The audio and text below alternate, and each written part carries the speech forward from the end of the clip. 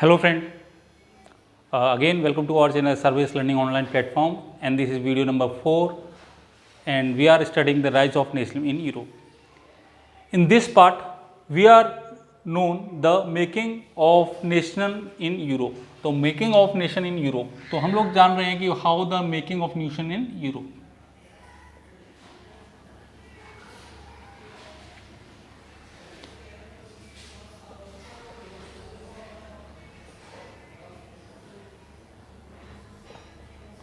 तो किस तरह से जो making of nationalism in Europe हमारा चल रहा था, या किस तरह से नए यहाँ पे एक एग्जांपल हम लोगों की बुक के अंदर बड़ा अच्छा सा दे रखा है कि भाई किस तरीके से जो दो ऑस्ट्रिया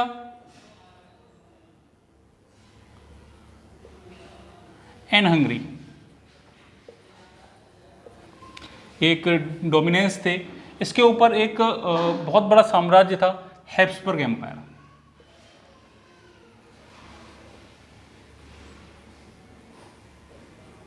तो they are ruling the Austria and Hungary of Habsburg empire, जो है वहाँ पे रूल करता था ऑस्ट्रिया हंगरी के ऊपर.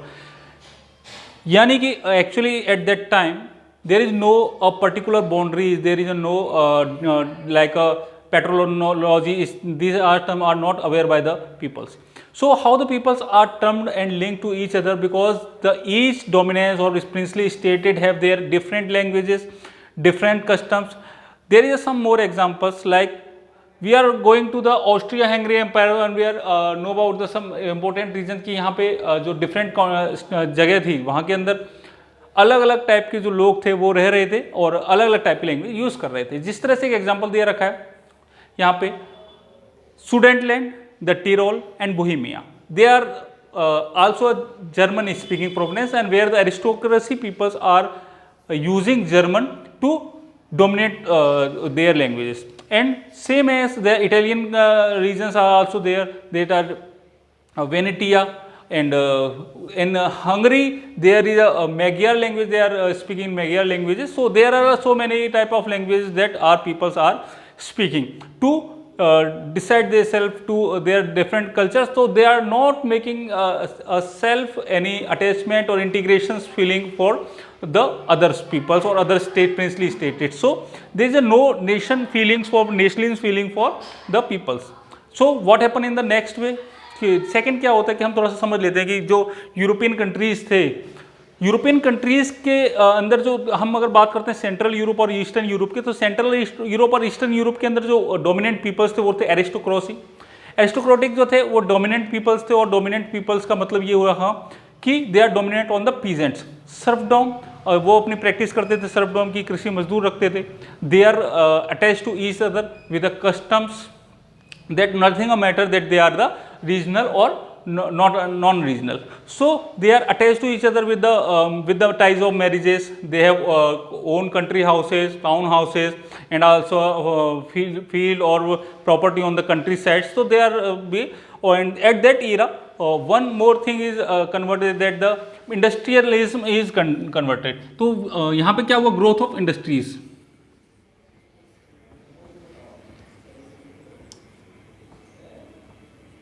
Then growth of industries. जब ग्रोथ ऑफ इंडस्ट्रीज हुई तो एक नया प्रोफेशनल वर्ग यहाँ पे हमारे पास आ गया कि भाई एक प्रोफेशनल एरा है कि इसके अंदर जो है कि इन द 18th सेंचुरी के आसपास जाता ब्रिटेन के अंदर जो है एक एरा का उदय हो चुका था, जिसके अंदर business persons, traditional trade profession and professions जो है इस तरह के लोग जो थे, एक नया एरा था, एक नई टाइप की जो क्लास थी वो इमर्ज हो गई थी, जो हम लोग कह सकते हैं मिडिल क्लास यहाँ पे इमर्ज हो रही थी, जो लोग बिजनेस पर्सनस टाइप थे या इंडस्ट्रियलिस्ट थे. तो इंडस्ट्रीज ने क्या किया, इंडस्ट्रीज की ग्रोथ ने क्या किया, एक new type of generation have be developed at that time, that are businessman, professions and of a small businessman और industrialist at that era. And after that कि हुआ क्या कि भाई ये लोगों ने क्या किया कि एक लिबरलिज्म को एक किया, होप फॉल ऑफ लिबरलिज्म. तो इंडस्ट्रीज की वजह से एक चीज आई, लिबरलिज्म. इन्होंने एक कैंपेन चलाया जो था लिबरलिज्म. तो व्हाट इज लिबरलिज्म? लिबरलिज्म मतलब होता है एक जो लिबरलिज्म है, that are the Latin word, the root word is from Latin and that R means the free, and free or for means free, or that for the new middle class that are taken in the stood, the meaning of the liberalism is to freedom of individual and freedom of individuals and abolitions of restriction of states. तो यहाँ पे हम लोग क्या करेंगे कि liberalism is a word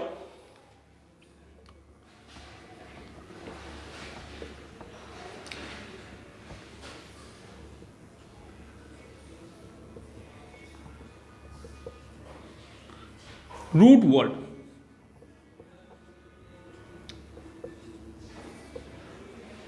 derived from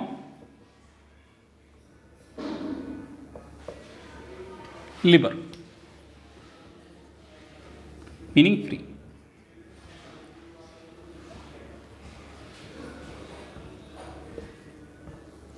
इसका मतलब था फ्री, और for new middle class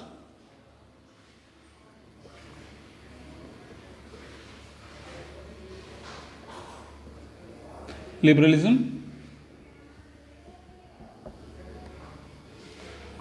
stood for freedom of individual. तो न्यू मिडिल क्लास के अंदर जो लिबरलिज्म था उसका मतलब था फ्रीडम ऑफ इंडिविजुअल. लिबरलिज्म का मतलब क्या हो गया? फ्रीडम ऑफ इंडिविजुअल और not the interfere of the government. यानी जो गवर्नमेंट होगी वो किस तरह की होगी? वो इंटरफेयर नहीं करेगी, वहाँ पे जो है इक्वलिटी ऑफ लॉ बिफोर, है ना. तो यहाँ पे क्या होगा? Equality of all before the law. And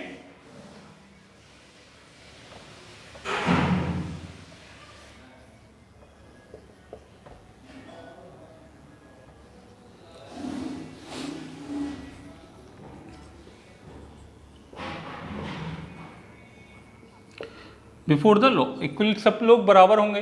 तो लिबरलिज्म का मतलब ये था कि लिबरलिज्म का मतलब था जो न्यू मिडिल क्लास थी, तो that's are stood for liberalism as the freedom of individual, we are the free person and equality of all before the law. कि वो लोग ये भी चाहते थे कि जो इक्वलिटी ऑफ लॉ है वो सब लोगों के लिए एक समान हो.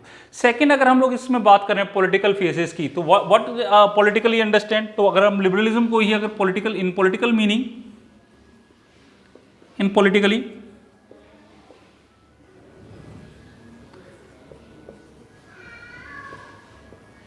liberalism stood for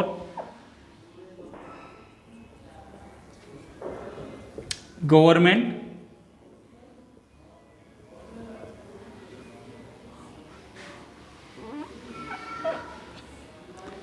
concept of government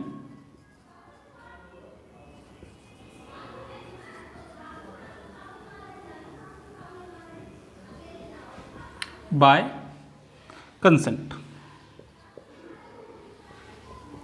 यानी यहाँ पे उन्होंने अगर कहा कि भाई लिबरलिज्म क्या है, तो पॉलिटिकली अगर इसका अगर हम लोग समझें तो व्हाट इज द लिबरलिज्म, तो liberalism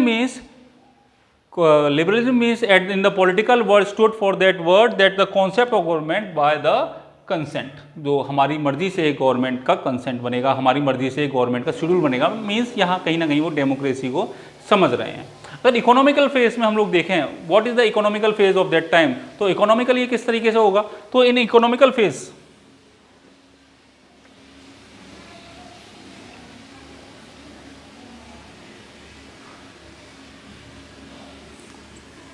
liberalism stood for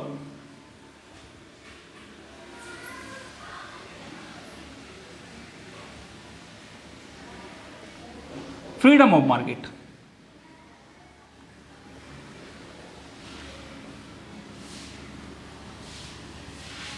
and abolition of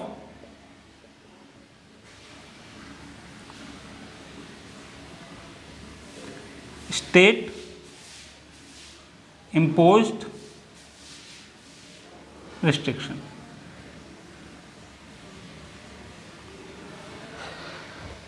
state impose restriction and freedom of goods.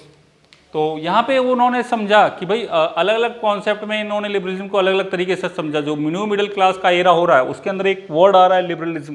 तो यूरोप के अंदर जब डिफरेंट कॉन्टिनेंट्स इस तरह से अपना एक एरिस्टोक्रेसी और मोनार्चिकल टाइप ऑफ गवर्नमेंट हुआ करती थी, तो हमने देखा कि किस तरह से एक डिफरेंट हम लोगों ने हैब्सबर्ग एम्पायर का लिया, जिसके अंदर जो है different types of peoples are speaking different languages and they are not connected to each other by any democratic or in republic manners.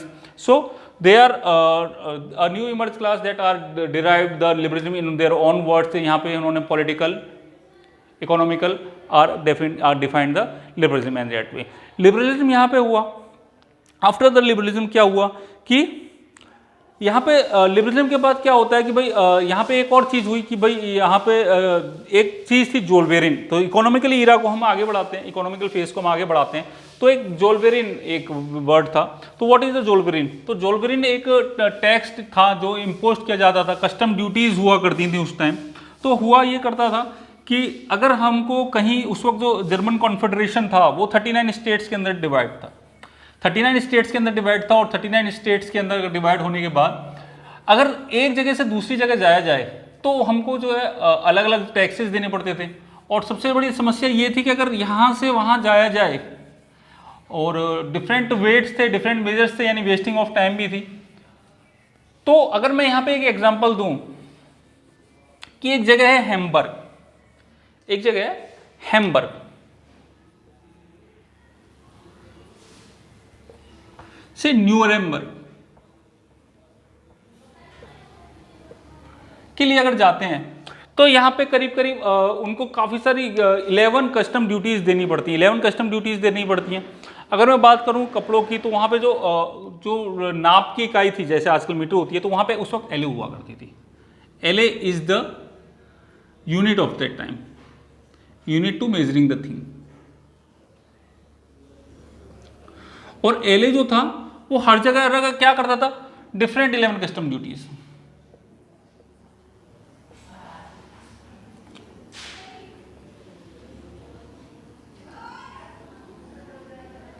अलग अलग कस्टम ड्यूटीज भी ये लोग दे रहे थे. और अगर मैं एक जगह का नाम लेता हूं कि हैम्बर्ग टू न्यूरेमबर्ग अगर हमको जाना है तो हमको 11 कस्टम ड्यूटीज देनी पड़ रही हैं. और अगर बीच में क्या है कि हर जगह जो है अलग कस्टम ड्यूटीज हैं, अलग नाप है उसका, और फिर वेस्टेज ऑफ टाइम है. तो लिबरलिज्म को क्या चाहिए था, बिजनेस क्लास और जिस टाइप के जो प्रोफेशनल थे, इंडस्ट्रियलिस्ट थे, वो क्या चाहते थे कि भाई सब जो एक यूनिट है वो क्या हो, सेम हो. तो वहाँ पे एक जोल्वेरिन एक फॉर्म हुआ. What is Zollverein? तो जोल्वेरिन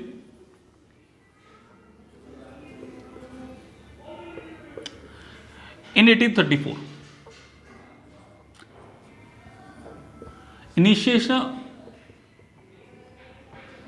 initiative of Persia,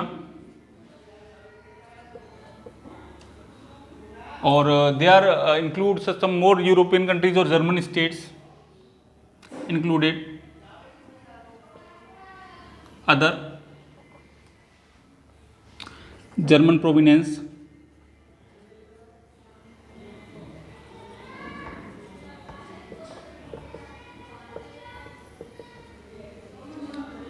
to reduce the custom duties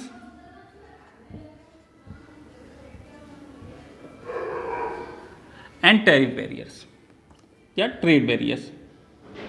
ठीक है, कुछ भी आप लिख सकते हो. टैरिफ बैरियर्स,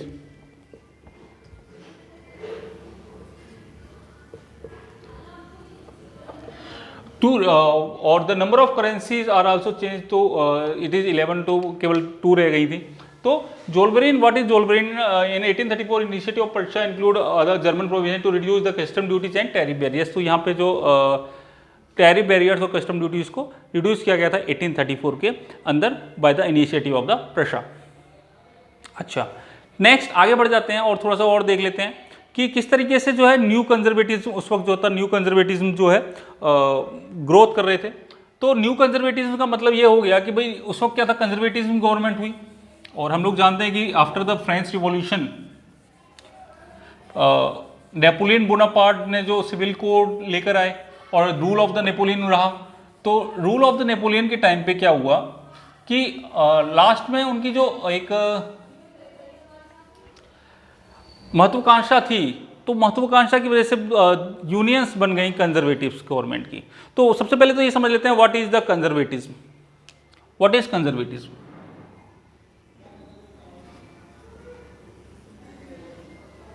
तो कंजर्वेटिज्म क्या है? It is to the political philosophy, ये एक पॉलिटिकल फिलोसफी है in which the persons are stressed on the traditional and establish institution customs and want to a gradual change according to the a quick change. They want to the gradual change. कोई भी चीज़ है बदलाव हो, लेकिन वो बदलाव पसंद नहीं होता है. तो कंजर्वेटिज्म का मतलब ये होता है कि किसी भी चीज़ को पकड़ के बैठ जाना. If the new idea become in the mind, so they say no, it's not good thing, I am be happy, क्योंकि मोनार्चिकल टाइप ऑफ गवर्नमेंट है. वो अगर उससे कहोगे कि okay we are start the democracy, तो वो कहेगा कि no no no no no, it's okay, we are happy to establish the church institution, monarchical institution. तो यहाँ पे चर्च को और मोनार्च को वो हमेशा चाहेगा कि ग्रोथ करे और डेमोक्रेसी जैसी चीज़ें ना है. तो what is it is a political philosophy. What is conservative? It is a political philosophy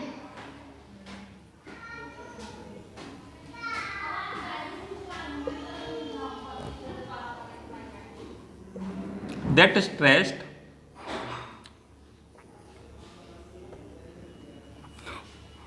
on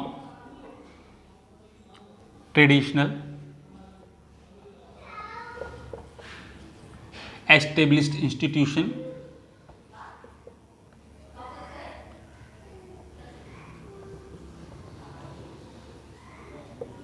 and customs.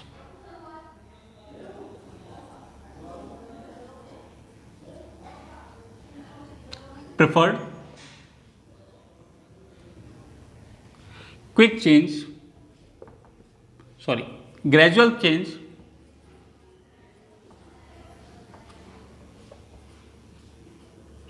rather than a quick change. तो they are not interested to change the things. वो change करना नहीं चाहते हैं, चीज़ें ऐसी रहीं. लेकिन हुआ क्या कि दे show the governance of Napoleon, तो दे आर वेरी हैप्पी. और उन्होंने लगा कि हम लोग जो है कि कंजर्वेटिज्म को और मोनार्चिकल टाइप ऑफ गवर्नमेंट को और अधिक शक्तिशाली बना सकते हैं. तो उन्होंने कुछ चेंजेस भी किए. जैसे उन्होंने क्या किया? Modern army, they are use the modern army,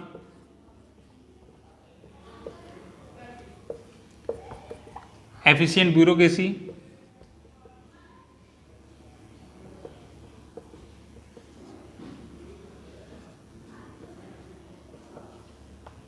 dynamic economy,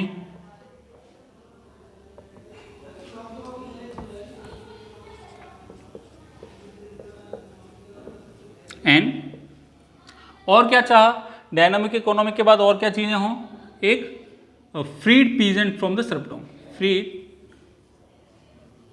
peasant from serfdom. उन्होंने थोड़ा सा ये किया कि जो पीजेंट वहाँ पे वर्क करते थे, जो बंधुआ मजदूर थे, उनको थोड़ा सा फ्री कराने की कोशिश की, ताकि जो लोग हैं कहीं ना कहीं एक सिंपैथी गवर्नमेंट के खिलाफ मिले. और वो यहाँ पे उन्होंने क्या हुआ कि it is a era of 1815 के आसपास क्या हुआ कि Napoleon defeat all its territories, क्योंकि because of the some groups like Russia, Britain, Austria, they make a alliance उन्होंने बना लिया. और इस अलायंस के बाद उन्होंने कलेक्टिवली नेपोलियन को डिफीट किया. और उस वक्त क्या हुआ कि नेपोलियन को जब डिफीट किया तो उस वक्त क्या हुआ? वियना कांग्रेस हुई. वियना कांग्रेस के अंदर जो है ड्यूक मेटरनिक जो था, Duke Metternich is the head of that Congress. और उन्होंने कुछ सारे इनिशिएटिव किए, कुछ चेंजेस किए. तो what is the changes of that? तो we can say let's see what is the changes that do.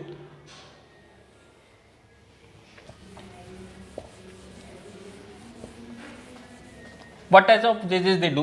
तो हम लोग यहाँ पे देख लेते हैं कि किस तरीके के जो चेंजेस हैं उन्होंने यहाँ पे किए हैं. तो क्या क्या किया है? तो यूरोपियन पावर्स,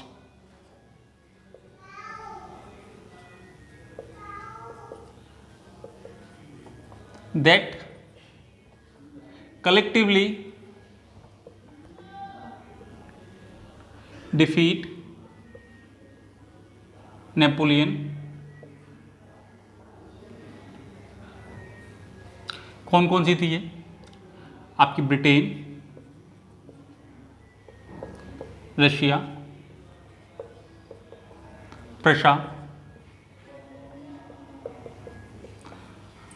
और ऑस्ट्रिया। तो इन लोगों ने क्या किया कि वहाँ पे क्या किया कि एक नेपोलियन को जो है एक मीटिंग बनाई, कहाँ के अंदर, वियना के अंदर। Meet Congress meet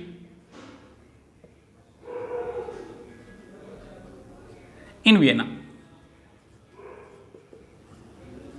No, you can know at the Congress, Vienna Congress, and its is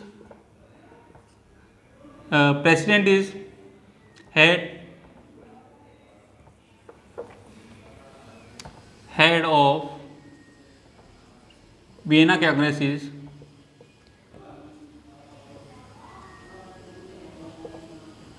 Duke Metternich.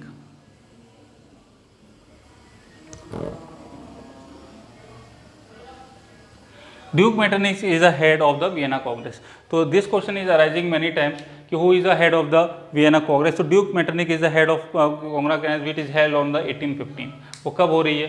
1815 के अंदर. When it is happen on 1815. 1815 के अंदर जो है वियना कांग्रेस हो रही है जिसका हेड है ड्यूक मेटरनिक। और ड्यूक मेटरनिक क्या कर रहा है कि ये अपना एक मीटिंग बुला रहा है जिसके अंदर कुछ चीज़ें हुई। तो वो चीज़ें क्या क्या थी देख लेते हैं कि सबसे पहले इन्होंने क्या किया कि द बर्बन डायनेस्टी, तो जो बर्बन डायनेस्टी थी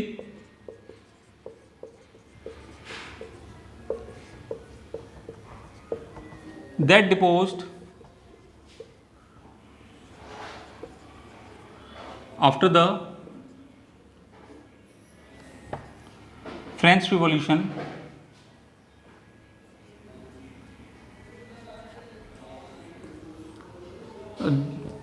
है ना,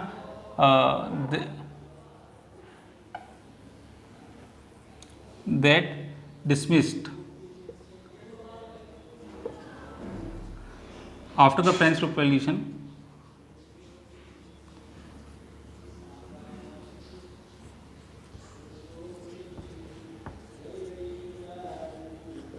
डिपोज्ड अगेन, उनको क्या कर दिया गया, डिपोज्ड कर दिया गया। और France lost is annexed, France lost इस territory which annexed during Napoleon period. जो भी नेपोलियन पीरियड में उन्होंने अपनी एनेक्स्टी ली थी तो उन्होंने क्या कर दिया, Napoleon period.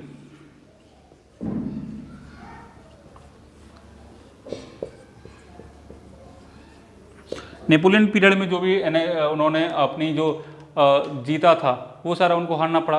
A series of states was put that prevent the France expansion in future. तो एक सीरीज यहाँ पे पुट कर दी गई, the series of state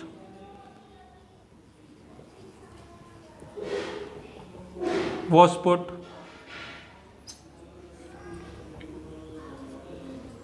to prevent expansion of France in future। तो यहाँ पे कुछ सीरीज यहाँ पे किया गया, जैसे कि आपका नीदरलैंड था जिसके अंदर ब्रुसेल्स भी था, उसको साउथ में दे दिया गया। ऑस्ट्रिया था जिसको कि एक हिस्सा सेक्सनी का दे दिया गया था।